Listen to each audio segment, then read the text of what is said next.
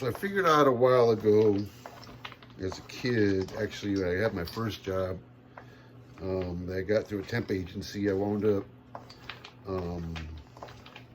getting a lead on a job through a family friend.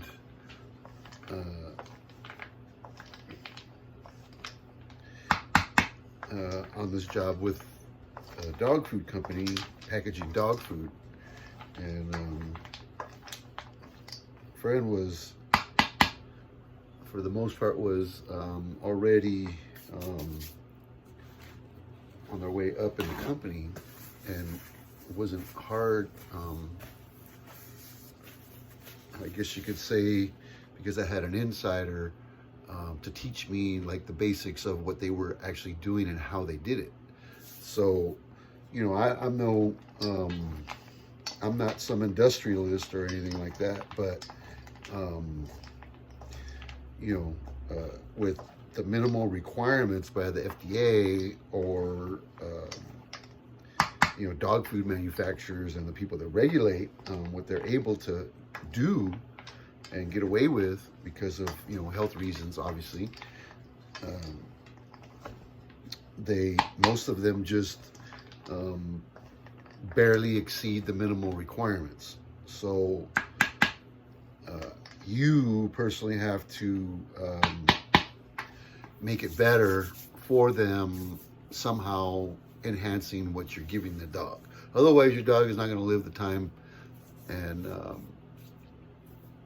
live the expectancy that they would, you know, if they were out in the wild somewhere and not a Pekingese or some little Chihuahua, or, well, you know what, Chihuahuas were, they're pretty old breed, so they're hardy little creatures. But for the most part, you know, most dogs are derivatives of the wolf. So the wolf, you know, they, in the wild, you know, dogs, they can go 2-3 days sometimes without eating anything. So when they do eat, they gorge themselves. And a lot of those enzymes that kick in that break down the food properly or whatever do not kick in and produce the vitamins that the dog needs unless they're gorged, unless they're completely so full that their body has to like do something to help. So one good feeding usually is enough in the morning or whatever for your dog. You don't have to like let them free feed all day and just eat whenever they want to. It's not good for them if you were to really, really think about it.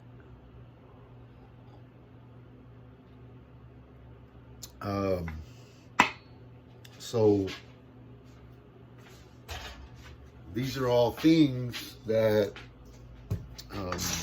like I said before, that these are all things that are learned by experience, and some, you know, you may hear about it in other places, but in this case, it's something that I learned on my own, because my dogs sometimes won't touch their food until the next day. Food will just sit there. They don't care for it, or their body is good. They don't need the nutrition. They're not expending enough energy to take in that much nutrition, you know, that much energy production. It's just not there. So if you're not working your dogs regularly and making them expend that energy and burn it off for a good portion of the day or a good time frame in the daytime, you don't have to overfeed your dog. So, but them having the right nutrients in the night, you know, the nice dietary,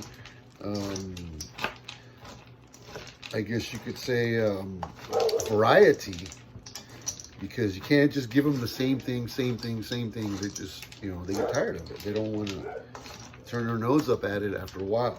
So changing it up makes it more interesting for them, and they have a meal to look forward to that you know, they're going to be looking forward to trying to savor that next meal, you know. I had the pleasure growing up of having a lot of cooks in my surroundings. My grandmother was a cook. You know, my mom cooked all the time.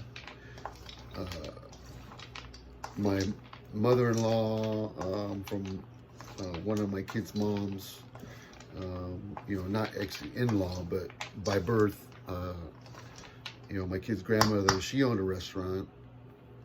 And I like to say that trying new things and not being scared to try something different, try something new, could benefit you.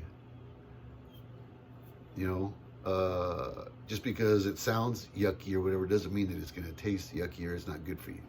So, you know, that feeling or whatever in the mouth, it's gooey, crunchy, you know, whatever, get over it. You know, eat the stuff. You know, try it. You might like it. If you don't like it, just don't try it again. It's okay. But yeah, dogs are like that too. You know, sometimes they it doesn't agree with their stomach, or it's not something that they care for, so they just put their nose up at it and they won't touch it. And you got to respect that. You know, they're communicating. So these are all things that we've kind of covered already on the DogMan series.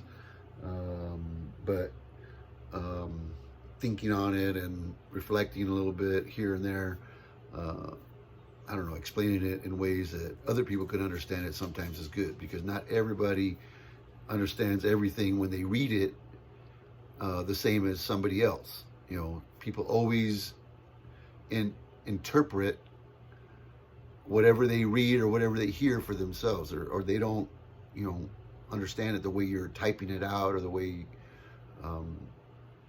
it came out, or the emphasis is not always there when you're reading something. So emphasis on voice and commands or whatever, very important with dogs. You have to be strict and make sure that they understand that you're for real. And I think they'll do what you want. But consistency is everything. So to be consistent, I gotta get going. I gotta go feed. I've already finished making meals.